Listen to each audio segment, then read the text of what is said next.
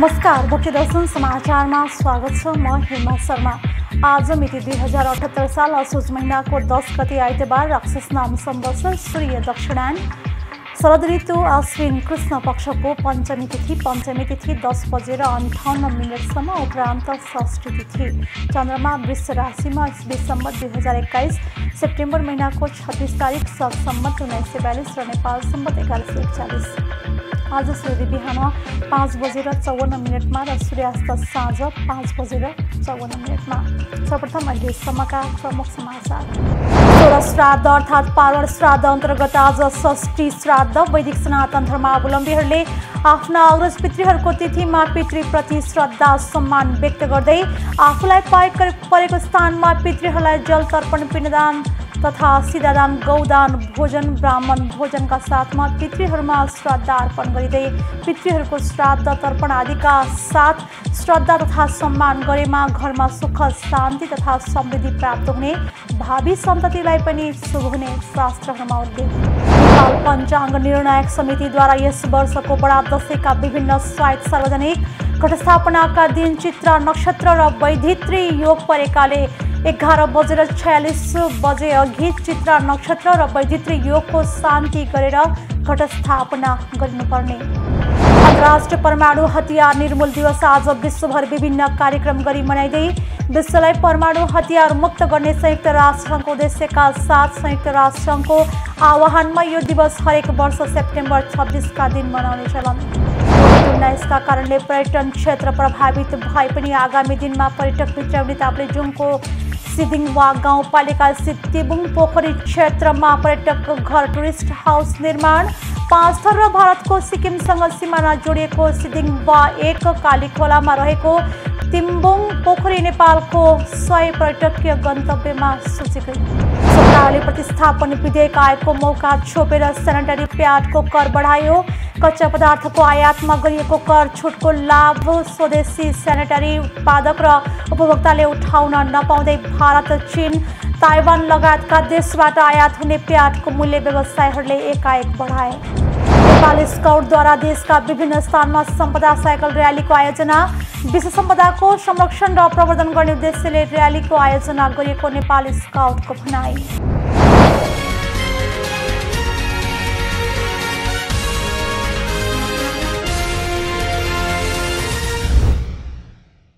अब समाचार विस्तारमा। 16 श्राद्ध अर्थात् पार्वण श्राद्ध अन्तर्गत आज षष्ठी श्राद्ध। वैदिक सनातन धर्मावलम्बीहरूले आफ्ना अग्रज पितृहरूको तिथिहरूमा पितृप्रति श्रद्धा सम्मान व्यक्त गर्दै आफूलाई परेको स्थानमा पितृहरूलाई जल तर्पण पिण्डदान तथा सिधादान गौ भोजन ब्राह्मण भोजनका साथमा पितृहरूमा श्रद्धा अर्पण गरिरहेका छन्। आश्विन कृष्ण पक्षमा गर्नुपर्ने श्राद्ध अर्थात् पार्वण श्राद्धको महिमा विभिन्न पौराणिक ग्रन्थमा समेत बताइएको छ। आश्विन महिनाको कृष्ण पक्ष पितृहरूलाई तृप्त तुल्याउने समय मानिन्छ, त्यसैले यसलाई पितृपक्ष पनि भनिन्छ। यस पक्षमा मानिस आफ्ना पितृहरूलाई प्रतिदिन जल तर्पण गर्दछन् र तिनको मृत्यु तिथि समातेर श्राद्ध आदि गर्ने गर्दछन्। केही मानिस जसलाई आफ्ना परिजनको मृत्यु तिथि थाहा हुँदैन तिनको समस्यालाई ध्यानमा राखी पितृपक्षका त्यस्ता केही विशेष तिथिहरू निर्धारित गरिएको छ, जुन दिन श्राद्ध गर्नाले समस्त पितृहरूको आत्मालाई शान्ति प्राप्त हुने बताइएको छ।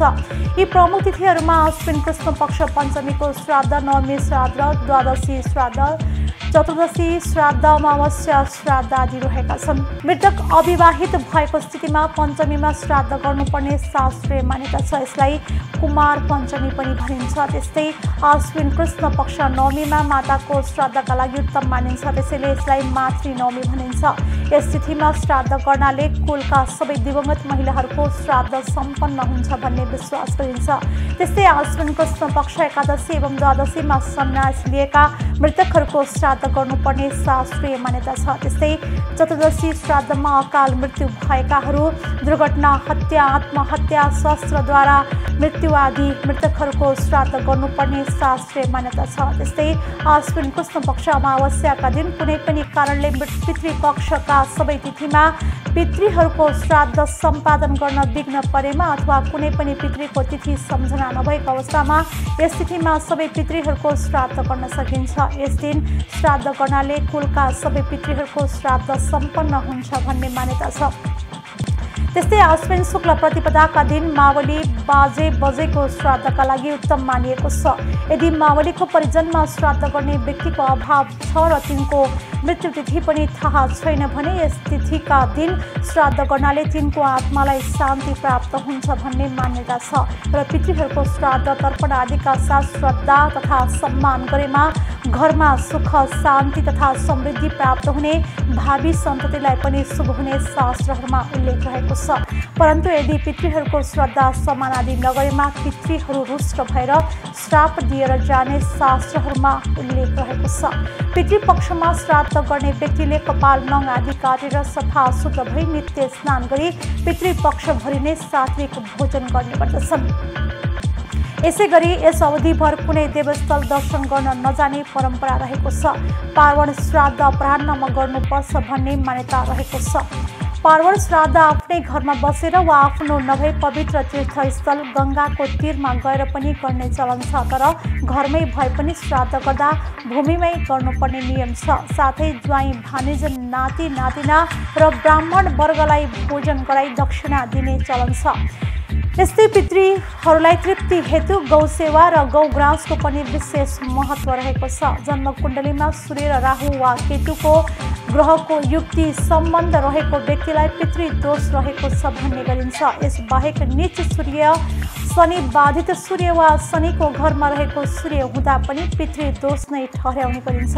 यसरी पितृदोष हुँदा टाउको वा दिमागी बिरामी, निर्णय क्षमतामा कमी, धन नटिक्ने, उन्नति प्रगतिमा रोकावट आदि विभिन्न बाधा बेहोर्नु पर्ने बताइन्छ। पितृपक्षमा श्राद्ध कर्मद्वारा पूर्वजहरूलाई दिवंगत भएको तिथि अनुसार पिण्डदान तर्पण आदि गर्नाले पितृदोषबाट सहजै मुक्ति पाइने बताइन्छ।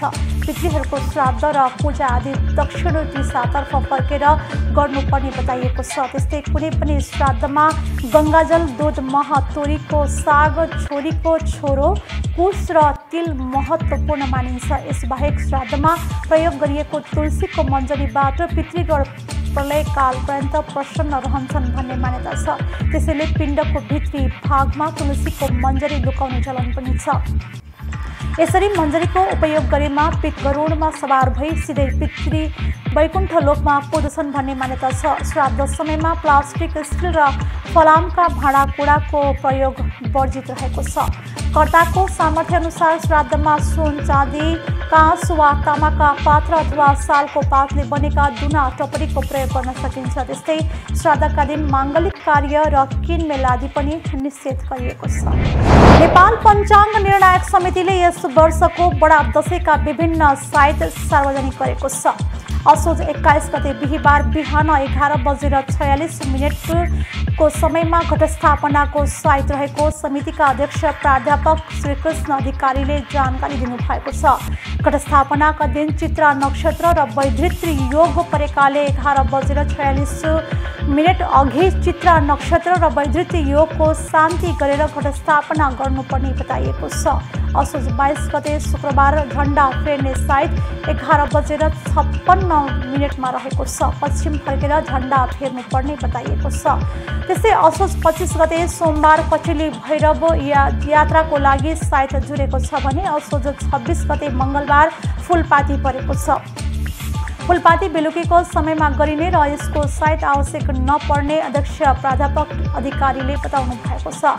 फुलपातीकै दिन तुलजा भवानीलाई मूल मन्दिरबाट हनुमान ढोकाको मूल चोकमा यात्रा गराइन्छ।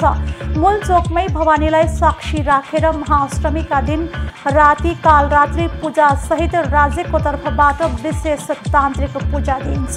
तुलजा भवानी यात्राको साइट बिहान 7:11 रहेको छ। तुलजा भवानीलाई बिहान 8:44 स्थिर आसन गराइने साइट रहेको छ भने असोज 27 गते बुधबार महाअष्टमी परेको छ। कालरात्रिको पूजा गर्नुपर्ने बताइएको छ। असोज 28 गते बिहीबार महानवमी पर्व मनाइने बताइएको छ भने असोज 29 गते शुक्रबार विजयादशमी पर्व परेको छ। घटस्थापनाका दिनदेखि पूजा आराधना गरिने देवीलाई बिहान 8:19 को साइतमा विसर्जन गरिने साइत रहेको छ। विजयादशमीका दिन बिहान 7:01 मा तुलजा भवानीलाई मूल चोकबाट मूल मन्दिरमा फिर्ती यात्रा गराइने साइत छ। तुलजा भवानीलाई बिहान 8:32 मा स्थिर आसन गराइने साइत पनि समितिले निकालेको छ। खड्ग यात्रा पनि यसै दिन गरिनेछ। विजयादशमीका दिन साइत खोजेर टीका लगाउनेका लागि बिहान 10:02 को साइत शुभ रहेको छ। टीका लगाउने मानिस पूर्वतर्फ फर्किनुपर्ने समितिले जनाएको छ। त्यस दिनदेखि कोजाग्रत पूर्णिमासम्म दुर्गा भवानीको प्रसाद लगाउन सकिन्छ। आश्विन शुक्ल पूर्णिमाका दिन कार्तिक 2 गते सबै बलि पूर्ति गरिन्छ। त्यस्तै रात कोजाग्रत पूर्णिमा पर्व पनि मनाउने समितिले जनाएको छ। अन्तर्राष्ट्रिय परमाणु हतियार निर्मूल दिवस आज विश्वभर विभिन्न कार्यक्रम गरी मनाइँदैछ। संयुक्त राष्ट्र सङ्घको आह्वानमा यो दिवस हरेक वर्ष सेप्टेम्बर 26 का दिन मनाउने गरिएको छ। विश्वलाई परमाणु हतियार मुक्त गर्ने संयुक्त राष्ट्र सङ्घको पुरानो उद्देश्य हो। सन् 1946 मा बसेको संयुक्त राष्ट्र सङ्घको महासभामा संसारबाट परमाणु हतियार निर्मूल पार्ने सङ्कल्प गरिएको थियो। संयुक्त राष्ट्र सङ्घको उद्देश्य पूरा गर्ने र विश्वलाई परमाणु हतियार मुक्त गराउने उद्देश्यलाई साथ दिँदै कतिपय मुलुकले आफ्नो परमाणु कार्यक्रम समेत बन्द गरेका थिए। अमेरिकाले आफ्नो परमाणु ऊर्जा आयोगलाई सन् 1952 मा भङ्ग गरेको थियो। तर त्यसअघि नै जापानको नागासाकी र हिरोसिमामा अमेरिकाले गरेको परमाणु आक्रमणले लाखौं मानिसको ज्यान लिएको थियो। संयुक्त राष्ट्र सङ्घले आफ्ना विभिन्न सभामा परमाणु निर्मूलीकरणका लागि आयोजनाहरू पेश गर्दै आएको छ भने राष्ट्रसङ्घका सबैजसो महासचिवले यो उद्देश्यलाई प्राथमिकता दिँदै आएका छन्। संसारमा अहिले करिब 14,000 परमाणु हतियार रहेको अनुमान छ। परमाणु हतियार मानिसहरूका लागि अनपेक्षित खतराका रूपमा रहेको बताउँदै आइएको छ। परमाणु हतियार प्रयोग गरी आक्रमण गर्ने चेतावनीबाट मुक्त हुन परमाणु हतियारबाटै मुक्त हुनुपर्नेमा जोड दिएको छ। पृथ्वीलाई सुकेको पात जस्तै हल्लाइदिन सक्ने र चोइटामा परिणत गर्न सक्ने न्युक्लियर अर्थात् थर्मोन्युक्लियर शक्तिहरू अहिले विश्वका धेरै देशहरूसँग रहेका छन्। यिनै हतियारको बलमा शक्तिको प्रदर्शन गर्ने अनि एकअर्कालाई चेतावनी दिन धेरै देश र तिनका सरकारहरू तल्लीन रहेका छन्। बालबच्चाहरूले पोषिलो खाना नपाइरहेको अनि एकसरो लुगा पनि राम्रोसँग नपाउने विश्वका अधिकांश जनसङ्ख्या गरिबीको रेखा मुनि रहेको छ। तथापि यहाँ धेरैभन्दा धेरै पैसा अनि अध्ययन परमाणु हतियारको विकासमा खर्च भइरहेको छ। अहिलेको समयमा विश्वका ठुला नेताहरूको चासो र चिन्ताको विषय भएका परमाणु हतियारको सुरक्षा कसरी गर्ने भन्ने रहेको छ। जुनसुकै बेलामा यी हतियार विश्वका विभिन्न मुलुकमा सक्रिय आतंकवादी सङ्गठनको हातमा पर्न सक्छ र यदि त्यस्तो भएको खण्डमा विश्व झन् असुरक्षित हुने निश्चित छ। सन् 1945 को अगस्त 6 मा आणविक प्रहारमा परेको हिरोसिमा र नागासाकीमा अझै पनि रुखहरू या बिरुवाहरू उम्रन सकेका छैनन्। यसबाटै अन्दाज लगाउन सकिन्छ परमाणु शक्तिको दुरुपयोगले मानवतालाई कसरी सम्म ध्वस्त पार्न सक्छ। विश्वका थुप्रै मुलुकमा तयारी अवस्थामा रहेका यस्ता हतियारले विश्वलाई कसरी सुरक्षा दिन्छ त भन्ने सबैले सोच्नुपर्ने बेला आएको छ। यही संवेदनशील र सोचनीय विषयलाई केन्द्रित गरेर संयुक्त राष्ट्र सङ्घले आज सेप्टेम्बर 26 का दिन अन्तर्राष्ट्रिय परमाणु हतियार निर्मूल दिवस मनाउने गरेको छ। परमाणु हतियारको सहायताले कुनै पनि युद्ध जित्न सकिँदैन। यसको प्रयोग सधैँ हार नै हुनेछ। मानवताको लागि भए पनि परमाणु हतियार निर्मूल पार्नु अति आवश्यक रहेको छ। कोभिड-19 का कारणले पर्यटन क्षेत्र प्रभावित भए पनि आगामी दिनमा पर्यटक भित्राउन ताप्लेजुङको सिदिङवा गाउँपालिका स्थित तिम्बुङ पोखरी क्षेत्रमा पर्यटक घर टुरिस्ट हाउस निर्माण गरिएको छ। तिम्बुङ पोखरी क्षेत्रको भ्रमणमा जाने पर्यटकको सुविधाका लागि गाउँपालिकाले पर्यटक आवास घर निर्माण गरेको हो। 5 थर र भारतको सिक्किमसँग सिमाना जोडिएको सिदिङवा एक काली खोलामा रहेको तिम्बुङ पोखरी नेपालको 100 पर्यटकीय गन्तव्यमा सूचीकृत रहेको छ। पूर्वको गोसाइकुण्डको नामले समेत परिचित तिम्बुङ पोखरी 4480 मिटरको उचाइमा छ। निकै नै सुन्दर तथा आकर्षक पर्यटकीय गन्तव्य तिम्बुङ पोखरी क्षेत्रको भ्रमणमा जाने पर्यटकको आवास सुविधाका लागि गाउँपालिकाले 55 लाखको लागतमा आवास भवन निर्माण गरेको हो। गाउँपालिकाका प्रवक्ता प्रकाश राईका अनुसार पर्यटन मन्त्रालयबाट विनियोजित 50 लाख र गाउँपालिकाको 5 लाखको लगानीमा आवास सहितका संरचना निर्माण गरिएको छ। करिब 3800 मिटर उचाइ रहेको तिम्बुङ पोखरी क्षेत्रको नुनथला ठुलो भन्ज्याङमा उक्त संरचना निर्माण गरिएको प्रवक्ता राईले जानकारी दिनुभएको छ। उहाँका अनुसार करिब 45 जना अटाउन सक्ने क्षमताको पर्यटक आवास घर, भान्सा घर र शौचालयका निर्माण गरिएको छ। पर्यटक आवास निर्माण भएसँगै गाउँपालिकाले सञ्चालनको तयारी गरेको छ। ठेक्का बोलपत्र प्रक्रिया मार्फत आवास वार्षिक 62,000मा भाडामा लगाएको र अब दशैं अघि नै सञ्चालनमा आउने पनि प्रवक्ता राईले बताउनु भएको छ। पर्यटक घर सञ्चालनमा आएपछि तिम्बुङ पोखरी क्षेत्रको भ्रमणमा जाने पर्यटकले खाने बस्ने सुविधा पाउनेछन्। हालसम्म तिम्बुङ पोखरीको भ्रमण गर्ने पर्यटकले आवासका रूपमा सो क्षेत्रमा रहेको चौरी गोठहरूलाई सदुपयोग गर्ने गरेका थिए। कालीखोला र सादेवाको माथिल्लो बस्तीदेखि तिम्बुङ पोखरी पुगेर फर्कनलाई कम्तीमा 3 दिन लाग्ने हुँदा सो क्षेत्रमा रहेका सीमित चौरी गोठमा बास बस्नुपर्ने अवस्था थियो। पर्यटक आवास घर बनेपछि भने बाह्य तथा आन्तरिक पर्यटकलाई सुविधा हुने भएको गाउँपालिकाका उपाध्यक्ष जीवन कुमार ताङलिङले बताउनु भएको छ। पर्यटक आवागमन सहज गर्न तिम्बुङ पोखरी जाने पदमार्गको पनि स्तरोन्नति गरिएको छ। विगत 2 वर्ष यता पर्यटन मन्त्रालयकै सहयोगमा पर्यटक आवास घर सहित तिम्बुङ पोखरीको सौन्दर्यकरण पदमार्ग स्तरोन्नतिको कार्य गरिएको तामलिङले बताउनु भएको छ। मन्त्रालयको सहयोग र गाउँपालिका समेतको साझेदारीमा पर्यटकलाई आराम लिनका लागि पदमार्गको ठाउँ ठाउँमा विश्राम स्थल समेत निर्माण गरिएको छ। तिम्बुङ पोखरी क्षेत्रमा धार्मिक आस्थाका हिसाबले समेत हरेक वर्ष नाग पञ्चमीका दिन उल्लेख्य रूपमा आन्तरिक पर्यटकहरू पोखरीको भ्रमण तथा दर्शनमा पुग्ने गरेका छन्। सुन्दर तथा मनमोहक दृश्य, जडीबुटी, चौरी पालन, रेड पाण्डा लगायतको अध्ययन अवलोकन गर्नलाई आन्तरिक तथा विदेशी पर्यटकले तिम्बुङ क्षेत्रको भ्रमण गर्ने गरेका छन्। नेपाल स्काउटले देशको विभिन्न स्थानमा सम्पदा साइकल र्याली आयोजना गरेको छ। अन्तर्राष्ट्रिय शान्ति दिवसको सन्दर्भमा शनिबार नेपाल स्काउटले बौद्धनाथ स्तूपा, पाटन दरबार क्षेत्र, पशुपतिनाथ, स्वयम्भूनाथ, भक्तपुर दरबार क्षेत्र, लुम्बिनी, विराटनगर लगायत स्थानहरूमा साइकल र्याली आयोजना गरेको हो। विश्व सम्पदाको संरक्षण र प्रवर्धन गर्ने उद्देश्यले र्यालीको आयोजना गरेको नेपाल स्काउटले जनाएको छ।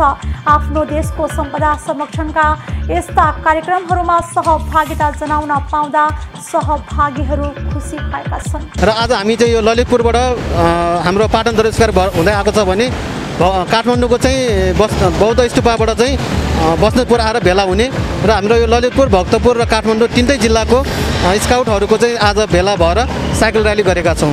शनिबार बिहान 7:30मा पाटन दरबार क्षेत्रबाट सुरु भएको र्याली पुलचोकको पण्डोल हुँदै बसन्तपुर पुगेर समापन भएको थियो।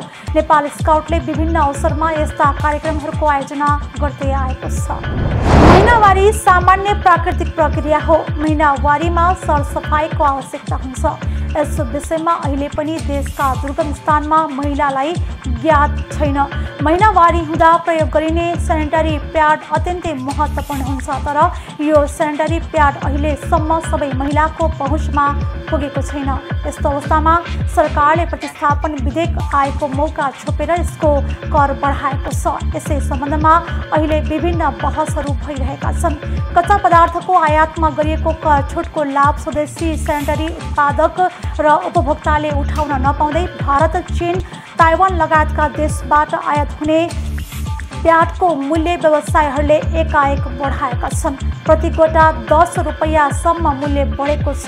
बजार अनुगमन भने गरिएको छैन, तर सरकारले यो निर्णय प्रति महिलाहरूले विरोध गरिरहेका छन्। यसमा हाम्रो मान्यता के हो भने अघिल्लो 76-77 केपी ओली नेतृत्वको सरकारले विद्यालय तहसम्मको शिक्षा अध्ययन गरिरहेका छात्राहरूका लागि निःशुल्क सेनिटरी प्याड उपलब्ध गराउने शैक्षिक हाताभित्र अथवा विद्यार्थीहरूका लागि भनेर भनिएको थियो। छात्राहरूका लागि यो कुरालाई अनिवार्य कार्यान्वयन गर्नु पर्यो र विद्यार्थीहरू चाहिँ विश्वविद्यालयमा अध्ययन गरिरहेका छात्राहरूको लागि पनि निःशुल्क उपलब्ध गराउनुपर्छ भन्ने निराशहरूको माग हो। यो सँगसँगै सेनिटरी प्याड चाहिँ प्राकृतिक चक्रसँग जोडिएको, प्राकृतिक आवश्यकतासँग जोडिएको विषय भएका कारणले छात्राहरू बाहेकका अरू सबै महिलाहरूलाई सम्बोधन गर्ने गरी सकिन्छ सबै स्थानीय सरकारहरू मार्फत निःशुल्क वितरण गर्ने व्यवस्था गर्नु पर्यो र अहिले तुरुन्तै निःशुल्क वितरण गर्न सकिँदैन भने पनि न्यूनतम शुल्क लिएर यो कुनै विलासिताको कुरा पनि होइन, मनोरञ्जनसँग जोडिएको विषय पनि होइन,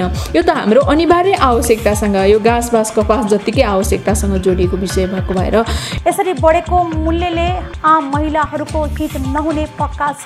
महिलाहरूले आफूले हरेक महिना प्रयोग गरिनुपर्ने सेनिटरी प्याडलाई कर मुक्त गर्न माग गरे पनि सरोकारवाला पक्षले ध्यान नदिएको गुनासो गरेका छन्।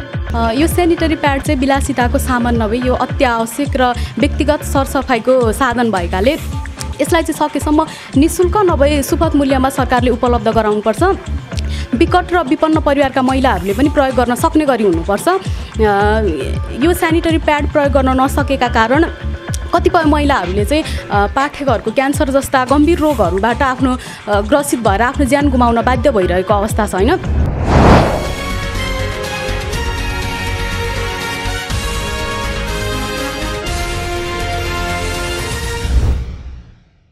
अहिले हामी भक्ति दर्शन समाचारको अन्त्यमा आइसकेका छौँ। जाँदा जाँदै प्रमुख समाचार पुनः सोह्र श्राद्ध अर्थात् पार्वण श्राद्ध अन्तर्गत आज षष्ठी श्राद्ध। वैदिक सनातन धर्मावलम्बीहरूले आफ्ना अग्रज पितृहरूको तिथिमा पितृप्रति श्रद्धा सम्मान व्यक्त गर्दै आफूलाई परेको स्थानमा पितृहरूलाई जल तर्पण, पिण्डदान तथा सिधादान, गौदान, भोजन, ब्राह्मण भोजनका साथमा पितृहरूमा श्रद्धा अर्पण गरिँदै पितृहरूको श्राद्ध तर्पण आदिका साथ श्रद्धा तथा सम्मान गरेमा घरमा सुख शान्ति तथा समृद्धि प्राप्त हुने, भावी सन्ततिलाई पनि शुभ हुने शास्त्रहरूमा उल्लेख। नेपाल पञ्चाङ्ग निर्णायक समितिद्वारा यस वर्षको बडा दशैंका विभिन्न साइट सार्वजनिक घटस्थापनाका दिन चित्रा नक्षत्र र वैधित्री योग परेकाले 11:46 अघि चित्रा नक्षत्र र वैधित्री योगको शान्ति गरेर घटस्थापना गर्नुपर्ने।